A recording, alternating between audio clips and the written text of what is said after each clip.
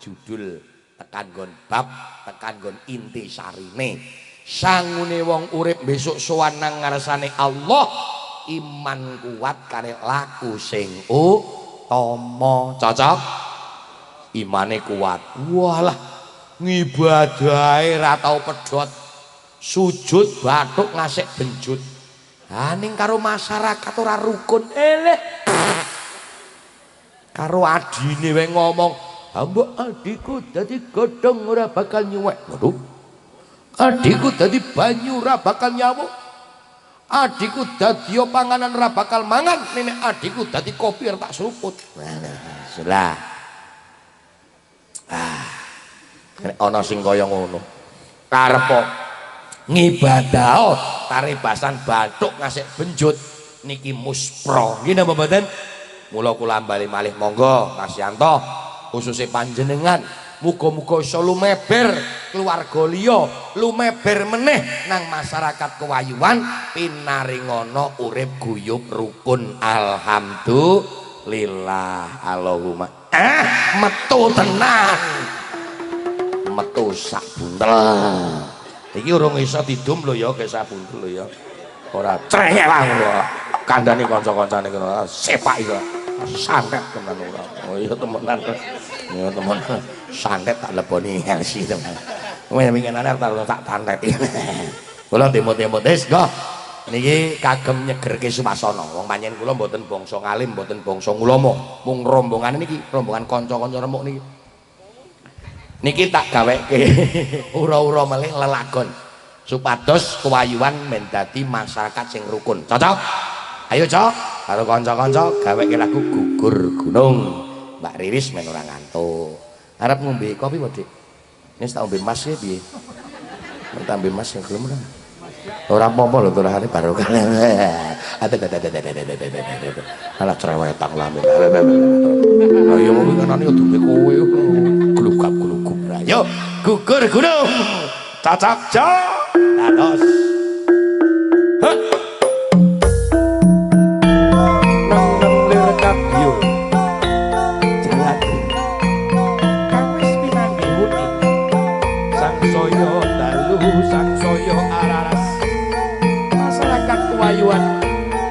muga-muga tansah pinanggih kerukunan tata tentrem ayo ayo kanca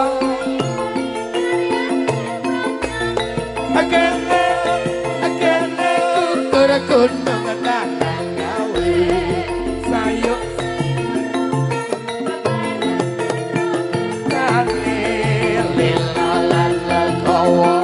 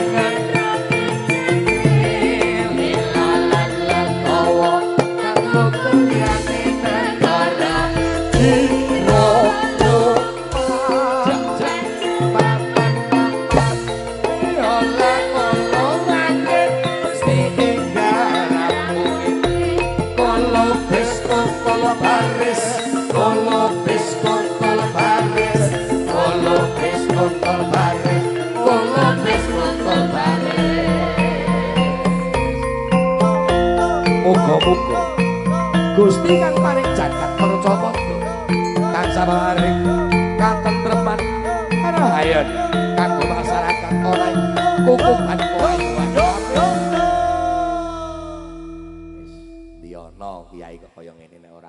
wis ora. Alah cerewet. Wis pokoke urip paling penting los. Nggih mboten? Los. Ning aja dol gemblung. Los tok wae. Los wae aja dol nek dol cetha nabrak kok. Los kok dol. Ayo kek rem nek dol nabrak ora karo-karuan. Nggih mboten?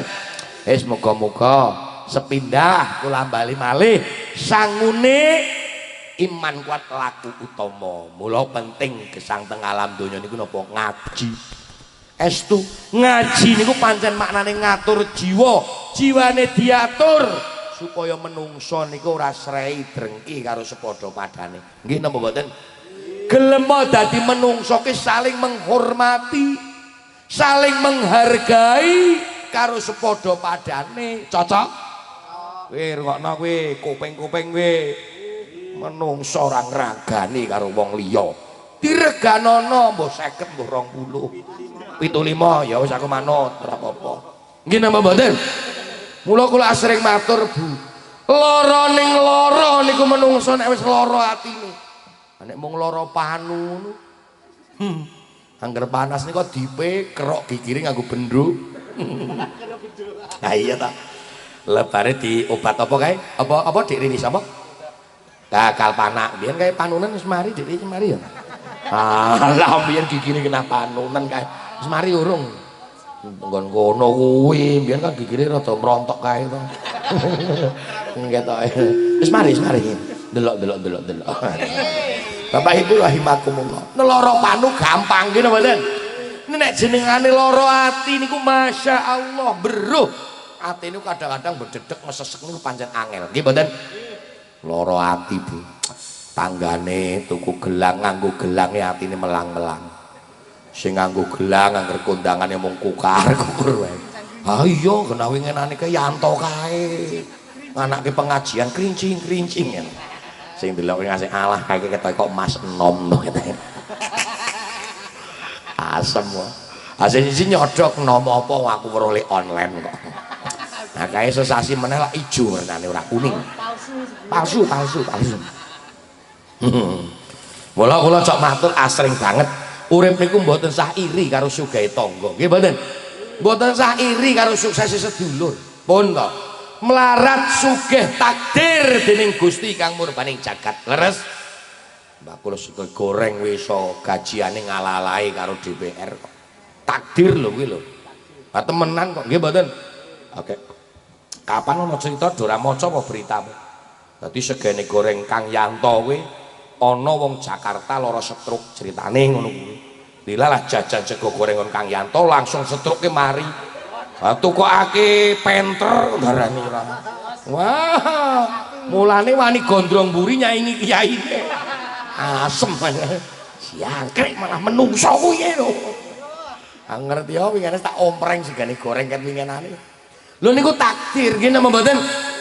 Ora iso ditiru mboten saged. Ngoten. Wong tetanduran niku nek pancen takdire arep ajak sugih niku kabeh ngrewangi kok, Pak. Nek pancen arep ndak parkere niku dilalah werna-werna wis ora karu-karuan. Temenan niku. Andura apa dilalah ya lomot mati. Anak ditukokake pit motor dilalah ya malah gembrung wis ora karu-karuan, Pak. Nggih napa mboten? Wonten niku kanca-kanca daerah niki Tegarrejo ngandhap mriki niki Banyurip nggih. Pirsa jenengan nggih. Ini kanca kula dhewe Mas Yanto. Narep tiru kuwi. Nandure mung nika. Wit kelor. Wit kelor niku nek ditandur niku jebule kaya nandur wit telo niku pencelas dicebleki gesang. Itu ternyata tanduran yang selama ini kita tinggalkan, kita cuek. Niku Masya Allah ana barokah sing apik tenan, Pak.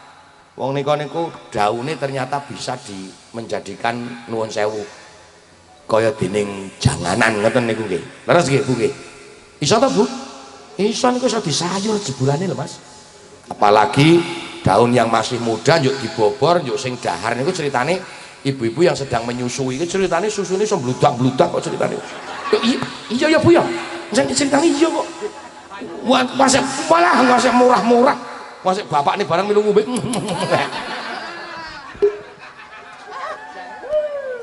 Ayo besok kita gawe bobor kuwi kok cerewet to.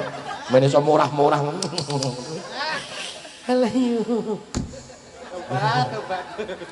Ning niku tes lho niku mengandung mistis. Daun niku kelor niku lajeng do nanem cobi niki sedulur kula kewayuan. Ternyata begitu urip ditandur teng pekarangan didol niku iso tuku mobil bangun rumah kok alhamdulillah iki wonten ning panjene adol sak pekarangane panjenengan. Ha keterjang tol Semarang Jogja kuwi kok cerewet kok. Ngopo Kang Yato? Kok bededeg kan. Encen iya kok cerewet kan. Keterjang tol. Dilalahke ana kelore kuwi ya wis dadi wis ora karo-karuan. Mulane wong sugih ora iso ditiru, wong melarat ya ora iso ditiru gitu mboten. Mula urip teng alam donya nggo atine ditata. Cocok? Wis ket mau campur sari pindho gaweke lagu sholawatan. Lela ledong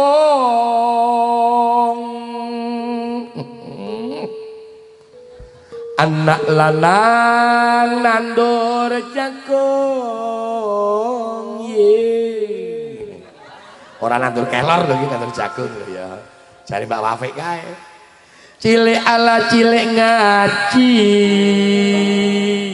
bisu gede dadi wong agung cilik ala cilik ngaji besok gede dadi wong agung. Wis ketemu urung. Niki apik lagune niki. Ku gawe ngelikke nek awak dhewe iki duwe arwah, do eling karo arwahe. Nggih mboten? Yo iyalah. Wong kabeh kadang-kadang dhewe iki gen ngenggoni warisan kok. Ya ora. Mas Yanto nang kene ngenggoni warisan apa tuku Mas Yanto? Ngaku wae apa remek sampean. Wah, gelut ya ayu. Warisan to? Oh iya warisan ngomong aku wae. Mulane nek segege goreng wis laris akeh duwite ngumpul gawe nganake ngene iki termasuk birul waliden. Ngono Mas Yanto. Ning aja lali. Nganake pengajian. Lanjut sapa sing ngaji? Ala kode keras. Iya. Baleni ya. Lela ledo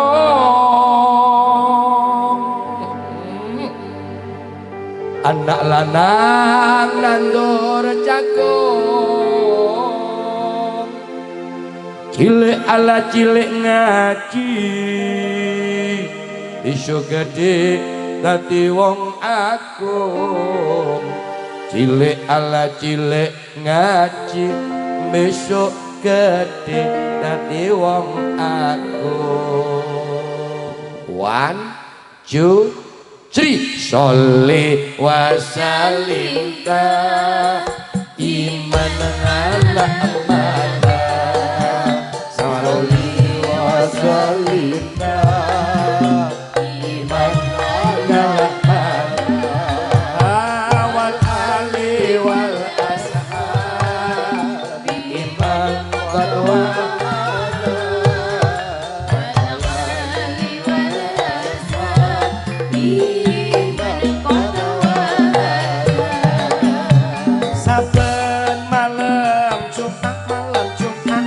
kubur tilik ngomah ngarep banget wacan Quran sakalimah saben malam Jumat ahli kubur tilik ngomah ngarep banget wacan Quran sakalimah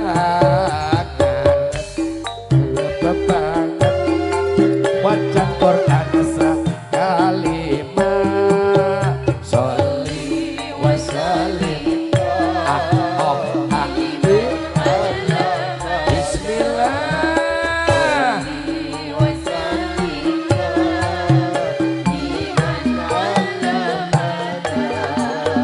wal ali wal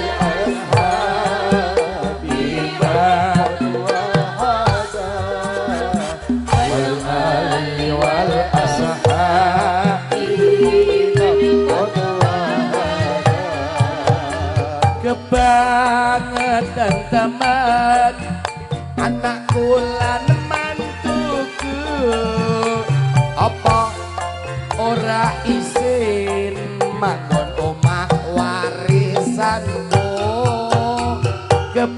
ngeten temen anakku lan mantuku apa ora riko manggon omah ing pekaranganku apa ora isin manggon omah ing pekaranganku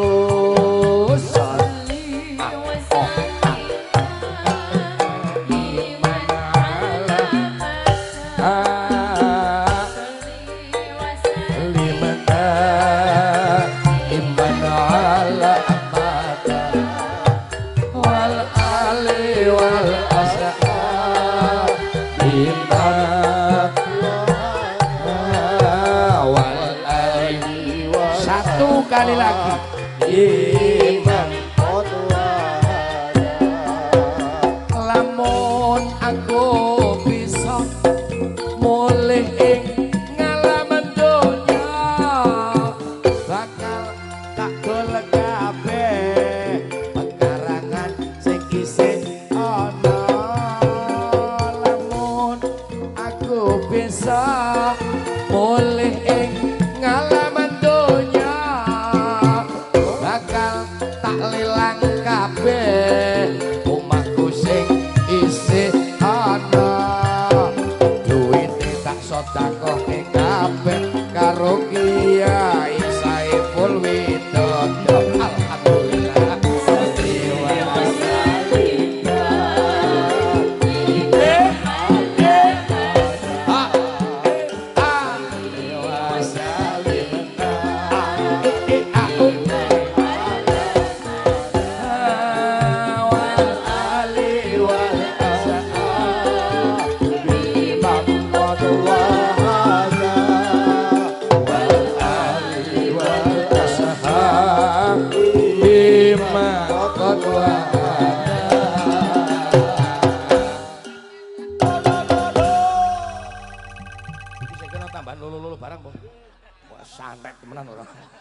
Bapak Ibu rahimakumullah ngapunten niki kanca-kanca rada error. Bapak Ibu rahimakumullah, pun niki hablum minan nas, hubungane dhewe dateng sesami makhluke Gusti Allah. Nggih mboten? Termasuk hubungan dateng para arwah-arwahe. Mula kula sanika sing matur ngeten. Wong sakniki iki kaya-kaya do wis lekas pikirane error, Pak. Temenan lho. Nek kula le ngamati nggih, wong sakniki niku kathah menungso sing lekas pikirane sama error. Lah kok error? Nek ziarah sing adoh-adoh rono, wah do kri-krian. Kemana kayak rombongane kae. Ibu-ibu kae. Wah temenan muni anggere Tun, Sri, Nur, Yati, Maryati melu cerewet. Gunah kowe ke provokatore kok. Maryati Endah ya melu, tentrem melu. Sing cetha sing gawe ramen ki cok Mbak Yati cok Bang. Wis geger. Mun arep ziarah maring Wali Songo mono 3 dina do ora turu. Jeng, yo sida gawe nganu ora. Arem-arem. Yo iya. Sing siji langsung WA meneh. Hanya sing gawe kupat sapa to? Ku nak ibu-ibu daerah mriki lak ngoten niku modele. Lah temenan kewayuan kok. Ya wis aku tak gawe kupat, Bu RW usul. Lah nek do gawe kupat karo lontong ki njuk arep mangan karo apa? Sing gawe duduh sapa? Wah, ya Bu RW to, karo Bu RT. Oh ya. Aku tak gawe duduh, njuk asin apa pedes apa gurih? Asin wae karo pedes, Bu. Wong karo gawe raup. Men melek. Wis pokoke tenan, Mas. Mbuh ibu-ibu kota, mbuh desa niku nek muni arep ziarah adoh nuwun sewu lho. Sing diomongke mung cekek. Wis pokoke badung. Maaf lho ya, maaf. Tapi ketoke iya ketoke kok. Lho temenan kok. Oh ibu-ibu daerah kewayuan ki ziarah tekan Muria ya sing ditunggu ya midro barang kae. Wis ora ketanggung bis yo.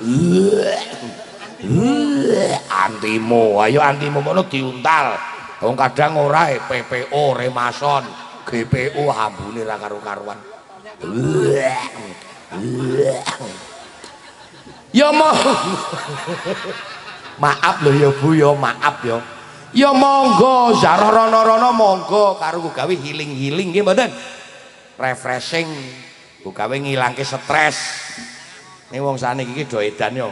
Luru duit ngasek stres, bareng wis duwe duit nggo gawe ngilangke stres. Akhirnya duit entek stres meneh. Edan wong saniki kita. Ya ora, ya toh Mbak. Ayo Mbak, jujur aja Mbak. Alah. Luru duit ngasek stres. Ya toh, duwe duit cari. Wah, pasang status nang ndi Mbak? Ngilangke stres deh. Alah, blek. Engko bareng duit entek stres meneh. Ora modok blas. Mbok ditiru adine lanang ora tau stres. Ning mung mumet. Paramek. Wah, nek kek mumet ya edane teko esalan dolane mung munggah kaya ngono kok. Zaroh maksude lho. Mare kon Mbah Mangkli. Bablas bali esuk. Ah iya wis pokoke sapa-sapa sampluk. Halo yu. Niki mulane monggo. Zaroh rono-rono sae. Apa meneh dhewe. Bone ibu riki-riki lak daerah Nambangan sakitare, Kewayuan iku lak senengane memang ngoten niku Mas. Ndak pundi Bu, ajeng sowan kiai. Lah kok ramen-ramen nggih. Kiai sapa to Bu? Kiai Langgeng. Arek renang. Numpak becak. Mulane aku nek ndelok status e wong kene iki mumet rasane. Wis pret-pretan ngono. Ya ora apa. Ning maksude kula ngeten. Arep Zaroh rono-rono monggo welcome. I don't you offliner. Maknane apa aku ya ora genah kok. Sak mangap-mangape aku kok. Kok bodah waduh menang. Tukang sondra cerewet. Mangkelake. Oh temenan kok ya. Meneng. Lah temenan nggih mboten. Monggo ning aja lali karo arwahe sing cepak-cepak. Cocok mboten? Zaroh rono-rono. Malah mbae dhewe kuburane ora kopen lah. Ngasek sukete sak meter. Nggo omah ula kelabang gajah singa. Dadi kaya bonpin wae. Apa gunanya? Apa gunanya? Gitu mboten? Mula penting ya arwah dhewe barang dipun tileki. Ngoten nggih. Semoga-moga saged nindakake. Allahumma.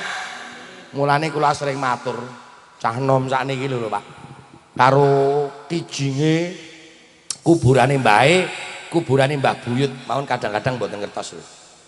Kula niki nuwun sewu tenan. Yo kemis sore nek mboten udan, janjine mboten udan. Jenengan celo makome mbah-mbahne tilek ana. Cocok? Temenan resiki Bu. Diresiki. Anake dijak, putune dijak. Yuk don jagong nanggon kijinge mbae. Napa? Foto. Selfie. Foto ki penting foto. Pap. Do foto. Wis lara aku wetengi. Njoko. Apa Mbak? Nanggur kakung apa Mbak? Gawe status. Zaroh kakung kalah nembadene doblek. Lagi di sini guys. Saiki wegah komen aku sak. Alah, wong tak kira ki mung teko ngresiki njuk foto njuk bali ki.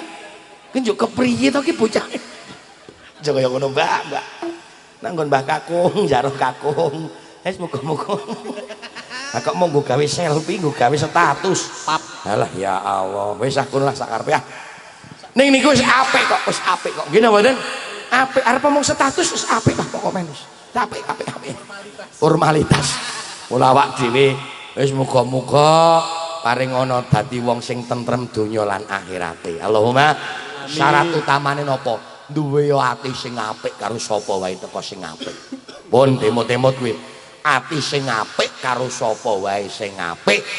Nek ana menungso sing nglarani atine dhewe, menungso sing mitnah awake dhewe ora semang dibales. Nggih napa mboten? Nggih. Wong jenengane wong ora seneng karo awake dhewe. Kapak-kapakno ora seneng. Temenan. Mula cok ana sing cok pasang status kae to. Kalau mau melihat diriku, ya toh? Siapa yang mau cerita tergantung diri siapa. Lah ngono no. Awake dhewe ngono kuwi. Api elane awake dhewe iki siapa yang tergantung tercipta. Nek sing critake wong apik karo dhewe ya crita apik, ala ya mesti ala. Mulane atine do didandani. Tombo ati akan limang wernane. Iki jane iki menungso ke jawab. Sikat wingenane tak kandhani iki nek melu aku mbok yo jawab to ris. Malah mung dolanan HP selingkuh. Angger tak mat iki mung selingkuh. Angger dimat ki ngono kae-kae menungso loro kae lho ora gelem jawab menterleng tak tekek dijawab. Lah wong kon dadi vokalis malah nuwun sewu lho. Mik malah deleke nang lambe ngisor. Aduh. Ayo ora muni. Wah tinggal WA-an karo cowoke antemi koyo. Winginane meh arep tak nganu lho janene tak santet. Tak santet lebone saron. Tombo ati akan limang warnane.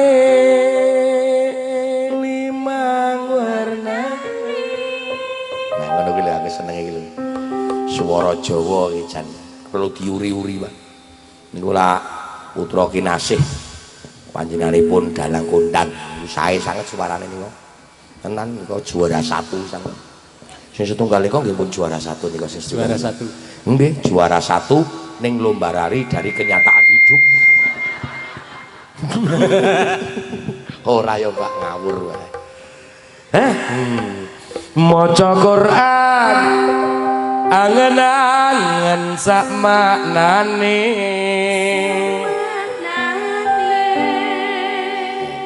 Swara-swara Widowati niku. Kula asring sok matur mbok wong Jawa ki aja ninggalke Jawane. Wong Jawa aja ninggalke ketimurane. Ayo wong Jawa diuri-uri suarane Jawa sing apik. Nggih napa mboten? Termasuk adik kula niku njuk melu niku. Tak sekolahke rono rene. Raketang kakangane dedel-dedel tuku kathok ora iso. Maca Quran angen-angen sak maknane.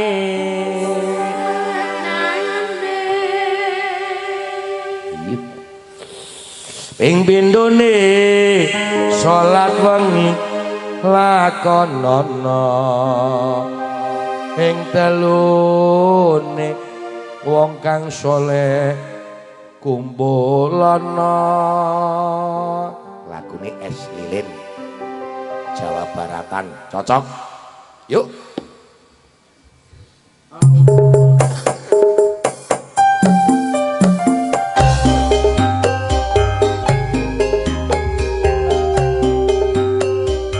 Neng lir kadya jalan kumaha akan semoga apa yang akan terjadi hari ini akan terbaik. Tak iya mudah-mudahan kita semua menjadi orang yang istiqomah. Amin.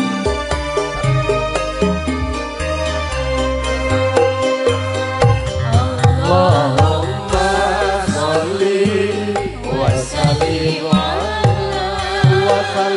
ala sayyidina wa maulana Muhammad adama bingil billahi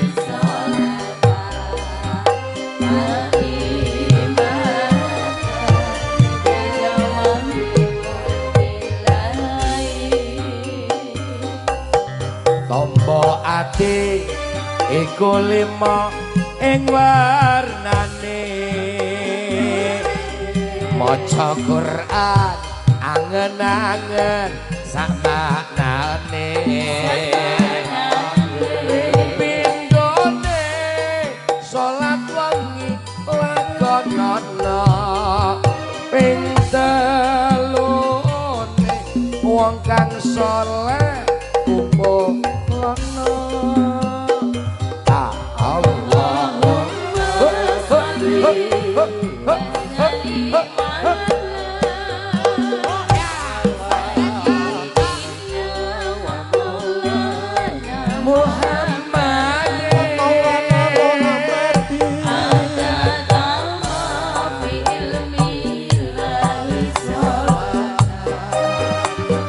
keimatan dawane mulkilah. Satu lagi. Bapate mikir wangi ingkang suwe pengen mani wadangira luwe ana salah sawijine sapa bisa nglakoni insyaallah dungane den sembatani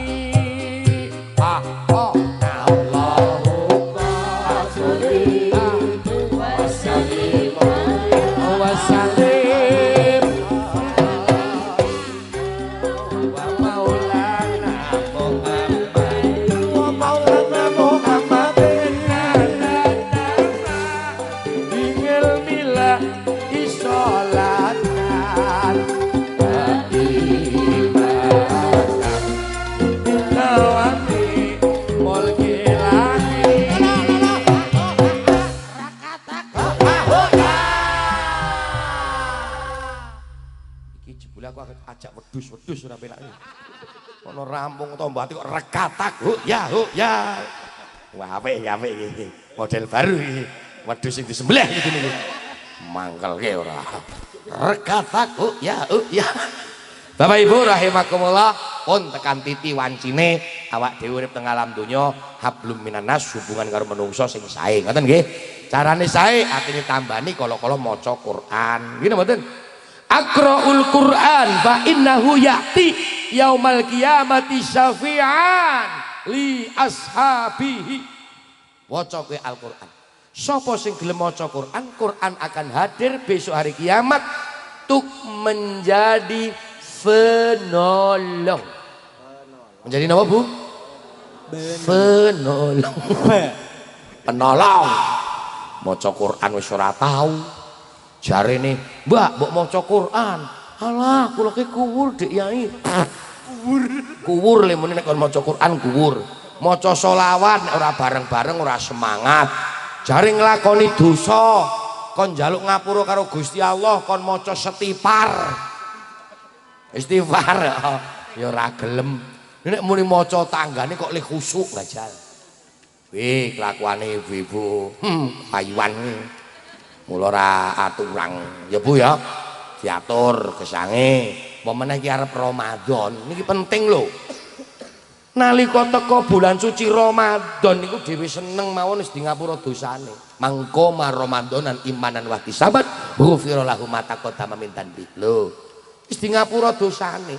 Mula ditata Ramadan ngesuk leren ning glendeng tanggane teruske ngesuk Syawal. Direm. Alah temenan lho. Nek muni kon ora neruske ora iso wong wadon kuwi yakin gatel. Gatel. Wong sing sok seneng glendeng wong wedok wong lanang. Yo wedok lanang.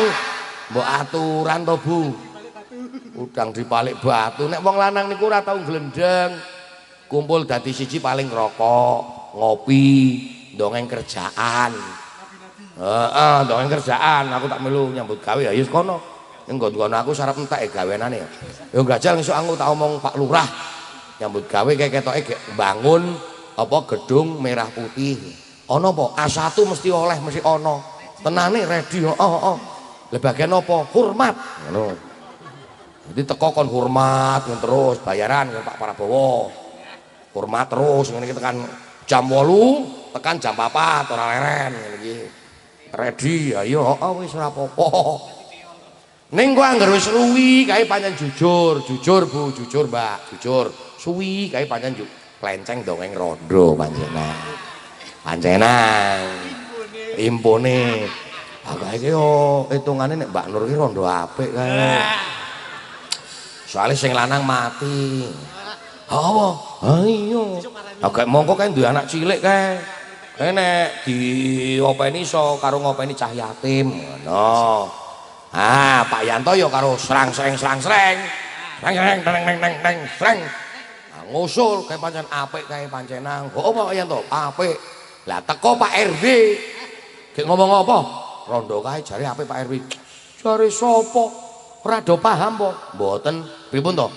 Kae iki sing lanang limati ling ngenes. Hah? Ora sida apik. Ayo apik. Ora sida ending. Iki nek wong lanang, nek wong wadon ngono lho. Niki mang presane nika ibu-ibu, lambene do tipis-tipis. Wis arep tekano jagat ngendi, tekano negara ngendi niku sami. Wong wedok kok lambene tipis tambah lenjedir. Kuwi cerewete setengah modar. Temenan, beda lho sing lambene kandel, iki sing apik iki. Wong wedok niku lambene kandel, pipine mentuk-mentuk, awake gemoy. Lah niku mboten cerewet. Ning duablege alah. Kaya terenggiling. Gaya ndak. Wis ah, ndak malah itu iso. Atine dandani oke. Lah sing nomor lorone iman sing kuat. Lah iman sing kuat niku ngesuk ditotok nang bulan suci Ramadan. Mula dawuh Gusti, ya ayyuhalladzina amanu kutiba alaikumusiyam kama kutiba alal ladzina min qablikum la'allakum tattaqun. Ya ayyuhalladzina amanu, hai orang-orang yang beriman, dirikanlah berpuasa sebagaimana orang-orang sebelummu telah mendirikan puasa tersebut, la'allakum tattaqun, agar kita menjadi orang yang takwa. Allahumma. Wong sing takwa kuwi nindakake perintah Allah, kon salat ya salat. Nggih mboten? Kuwi temenan, Pak Yanto, mut-mut, lari saka kaya ngapa, aja ninggal salat. Ning insyaallah nggih mboten nggih. Wong le buka sore apa iso to Mas Yanto? Jam pinten? Sore jam 6. Berarti wis asaran, wis maghriban nggih. Nek gek gelem maksude. Wong kandhane wis salat ngece. Katakane Mas salat burung. Alah, salat ki nomor 2. Kasih nomor 1 apa to? Sege goreng po. Ora, syahadat. Nek muni sege goreng tak tapuk karo dier. Ya menan muga-muga salate dopeni. Ngoten nggih. Saniki niku nuwun sewu lho. Nek ndelokke pembangunan masjid, pembangunan musala ngoten memang apik-apik. Pun desa kota Pak, sakniki masjid musala ra ono sing ala. Kabeh sae-sae. Ning kan sing ngeri lak jamaahe. Nggih mboten? Mula-mula niki ana hubungan hablum minallah dhateng Gusti Allah kudu sing apik, mboten sak aneh-aneh. Salate didandani. Timut-timut. Salate didandani. Mula kadang ngeten kula sok ngomong.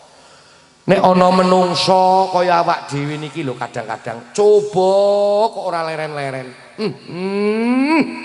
Rasane apa wae kok dilalah ora ana sing cocok, ora sing gatuk.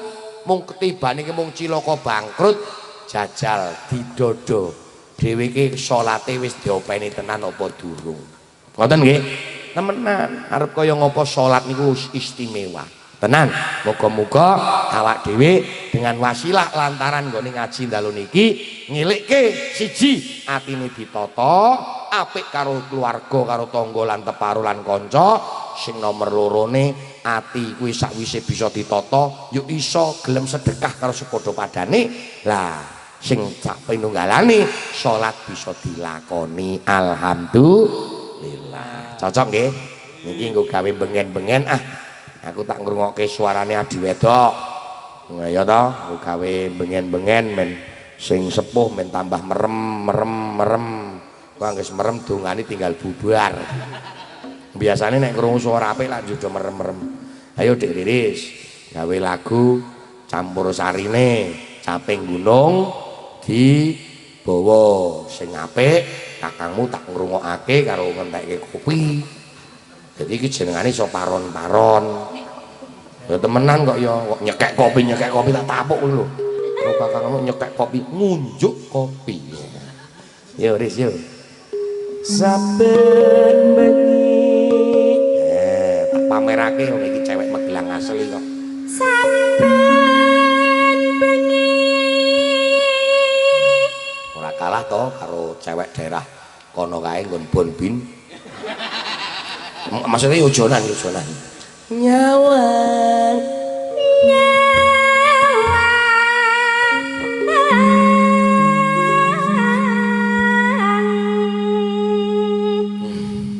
dadane aku.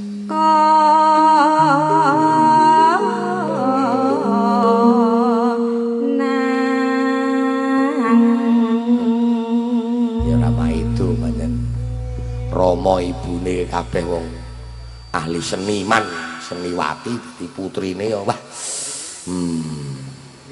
Rasane iki njuk mbayangke karo mejeti sikil rasane iki.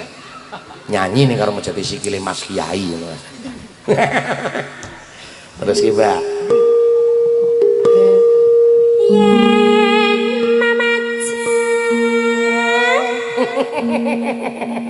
Kono maknya ngono barang sama sing kakon.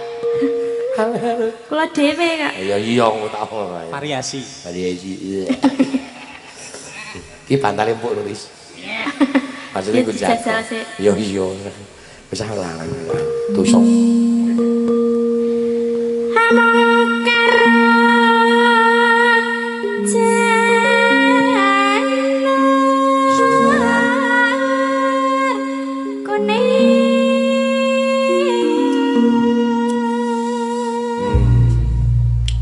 Caping gunung medun panggung madang seke goreng. Nek kon madang ora mono ya bali. Luru-luru nang angkringan. Soto. Soto, kamu tenang wae, Dik. Soto jaran. Wong loro wae.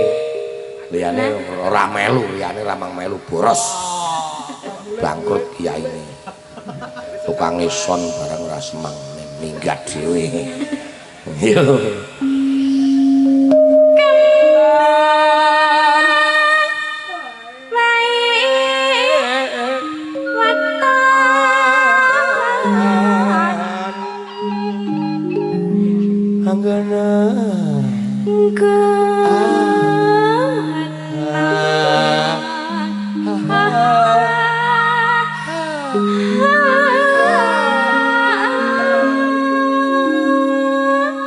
Sing krungu saka kabuan kejane kok nyantok iki acara apa ya kok kaya pengajian kok kaya campursari bingung wong-wonge getun banget ra teko getun banget wis nangis kok iso paditan pengajian wah ya Allah tenane oh iki sapa Pak Saiful aku rada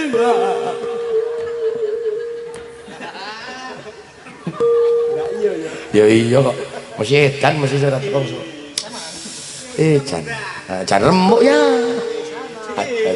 Aja ora ya kok. Iya ndak temanggung.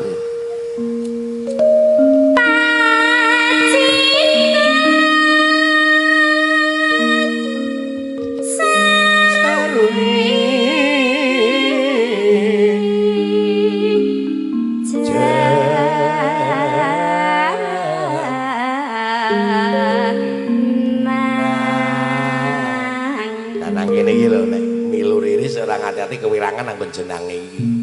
Cengkok iki iso dunggake didunke ora bojo diglimpangake. Ha ya remek to, salto to sing milu to. Iya. Meruh cangku iki jan wis to. Kapan-kapan tak sowan nek. Nambung karo pake. Gawa gula teh. Yo iya kok, ora mung gula teh, seperangkat alat salat. Ora main-main sak wedhus-wedhuse. Tak gawa iki wedhuse do blakonan iki Pak. Iki wedhus-wedhus tak gawa Pak. Nggo seksi karo pake ngono. Niki wedhus-wedhus iki. Seperangkat anak sekolah. Nyenengake yo. Kancake nek padha dening do ngerti ngono ya nyenengake, kadang do ora genah. Yo.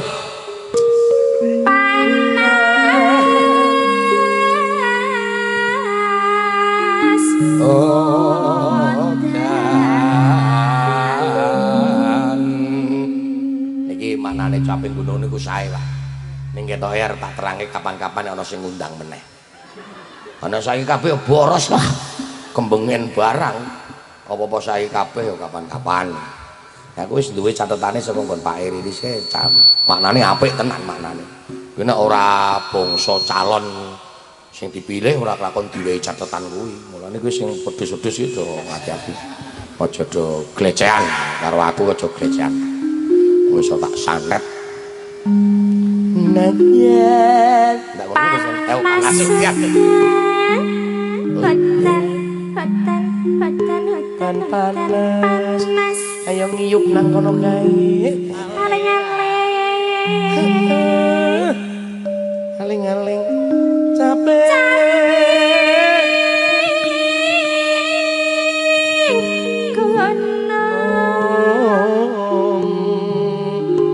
Wong urip niku ibarat panas udan, Pak. Niku sedhek makna mawon nggih tak tuduhke. Udan panas niku ibarat rezeki, kadang kathah, kadang sekedhik. Wong kabeh saka paringe Gusti Allah. Nggih ku awak dhewe kudu aling-aling caping gunung, tetep mantep sak iya sak kata nang ngisore rahmate Gusti, ngono lho. Nemenan wis pokoke madhep mantep usaha karo ndonga. Kadang bakul sego goreng masih entek-entek. Ya to kan? Kadang ya payu mung pirang porsi, nah udan wis teko dilakoni. Kok nek pancen wis digoreng kok dilar payu ya teko online langsung wis pondok rampung. Tempuran aja salah. Nggon saipul.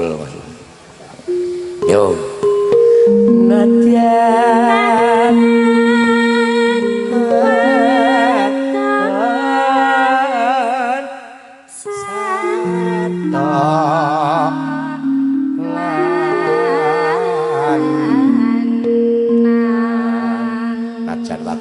Lanang senajan lanang bu nyatane yo pasis nggak usah gegoreng ora njuk muni kethuk wong manyen kuwi iki kerjaane kok nggih mboten senajan wadon kadang yo ana sing kerja nang pabrik werna-werna wis bantu binantu intine ngoten sae niki manane kapan-kapan tak tenangke triti kapan-kapan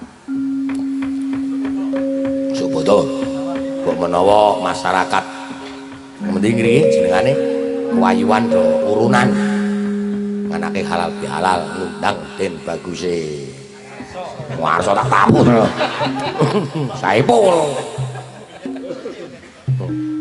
yo inu mane banyu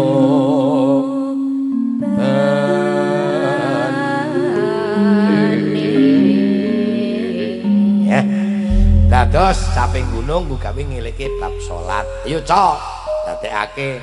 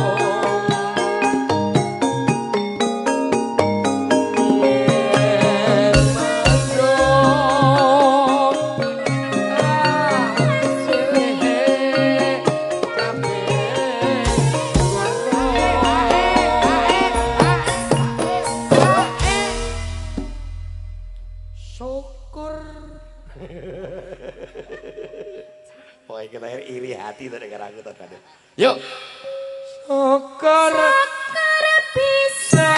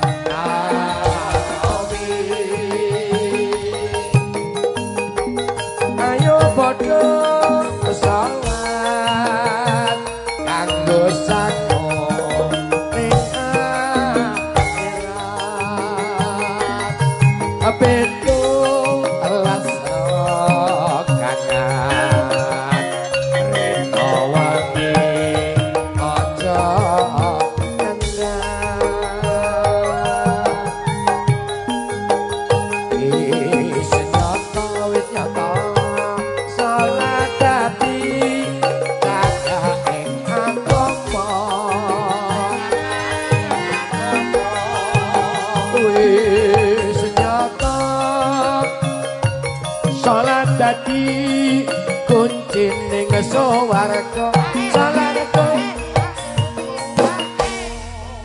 wis pokoke nek kepengin swarga pengen salat ngoten mawon intine ngoten nggih. Wong Islam sedaya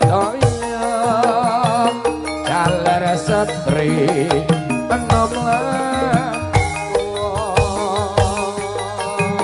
ayo nindake salat lepo iku dawuh Allah kang kuwasa.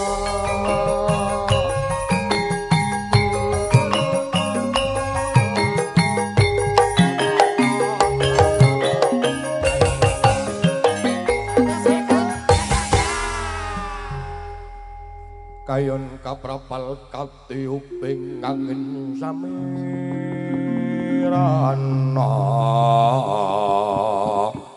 Direkam kan Pak Denis untuk ditujuke pake. Kayon kaprapal katiuping angin samirana.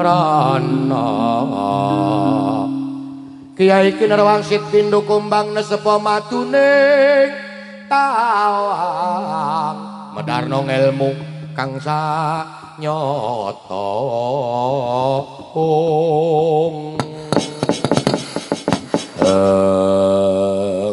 Wis aja suwi-suwi ana salah ndak malah dicacat. Candraning goro-goro. Goro-goro gumarita gumarang tangising bumi kulawan langit. Disiapake musik ya. Apa to kang dadi candraning goro-goro?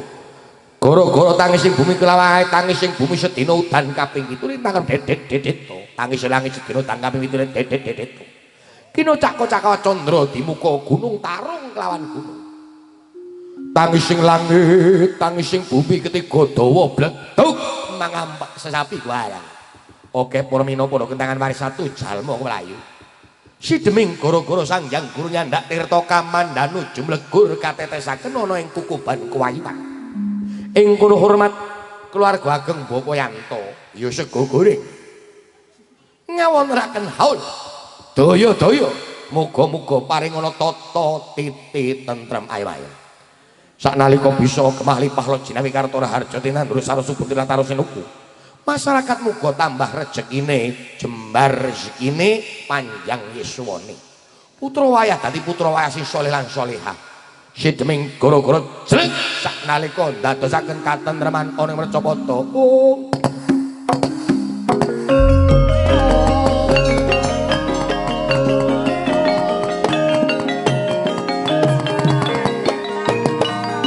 Nanging goro-goro ing kono betang yang guru nyandak tirta kamandan jelek ana ing Mercapada. Saknalika bisa ndayani katentreman. Apa kang dadi sejaning dadi? Sejaning masyarakat muga-muga tansah sek pinargani Gusti kang berpancakan Mercapada.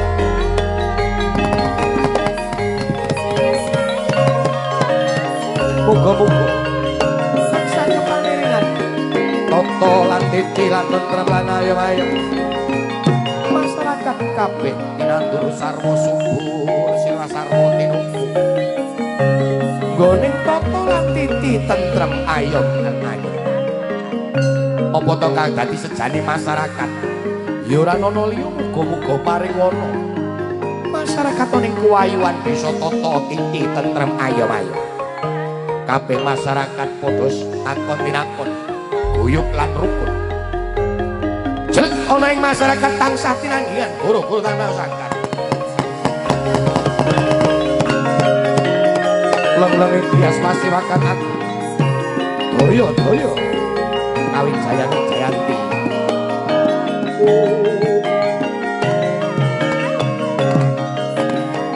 Apa berman karahayu. Dadosaken masyarakat sebelum Adinalan toto tentreming apa kang dadi sejati. Lan muga-muga para awak kang wis dadi pinaringan kasuwargan jati. Saknalika swarga pinulya. Kepenak nggone manggon ana ing kasuwargan. Kepenak nggone manggon ana ing swargane Gusti kang murpani jagat Mercapada. Saknalika bisa tata katentreman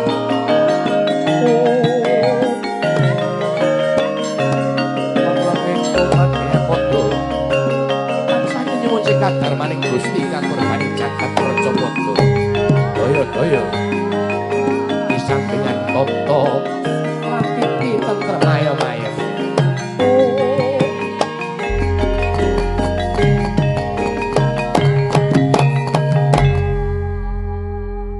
Kresna sinayeng manglung mangruk mining cakra nira mangruk mining cakra nira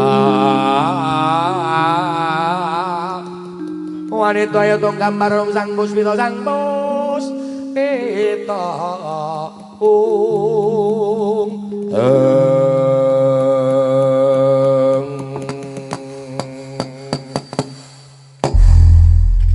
niki sebagian mawon wayange kapan-kapan ya ora contoh kok contoh iki mengke nek sing masyarakat sing ngaturi insyaallah kula tak rembugan karo adi wedok tak kon nggawa wayang nggon pake ngene ya Dik ya terus sijine pira kae siji 250 hitungane ya ayo sing 50 nggo pake sing 100 aku 100 kono nggo gawe jalan-jalan wong loro ha iya ya sakit dhewe wis ngantek jarak tedak sih sarwa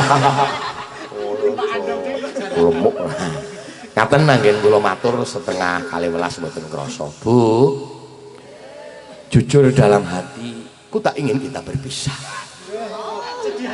sedih hati ini tapi tak mungkinlah kita di sini terus jarang ngopo jika ada sumur di ladang boleh kita numpang mandi jika ada umur panjang kita bisa berjumpa kembali hati pikiran aku ingin meluk gunung tapi apa daya tangan sih tidak sampai apalagi Gunung Tidar sekarang banyak keteknya terus ngeri loh foto karo ketek kok jane zarah guys guys bersama ketek-ketek muga estu anggen kula matur kathah guyonipun muga-muga mboten tambah ngantuk tambah wonten kesaenanipun ngoten nggih tata tentreme kabeh niku kita namung sumarah dhateng Gusti kang murpaning jagat Mercapada mila dalu niki sareng-sareng nyuwun dhateng Gusti kang murpaning jagat ngoten to Mas Yanto niki pun rampung matur nuwun anggenipun nimbali kula sak kanca kathah lepat nyuwun pangapunten niki njuk sing terakhir sing donga kula langsung napa wonten Kiai Resen estu tenan Mas ya ora apa-apa maksudnya ning hitungane njuk maksude donga ki hitungan lah iki lemburan apa borongan iki serapak kumpliti tenan lho ya nek pancen lemburan ya alhamdulillah ra ketang 50-50 borongan ya ngesuk ya gawene nggo gawe kanthi sego goreng. Nggo sareng-sareng ndonga nggih. Ngamis sewu wau kula mboten mireng. Niki wau sampun dipun dongani tahlil napa dereng Mas? Sampun oke nggo. Sareng-sareng nggo saniki ndonga nganu mawon rangkul. Astaghfirullah Rabbal baraya.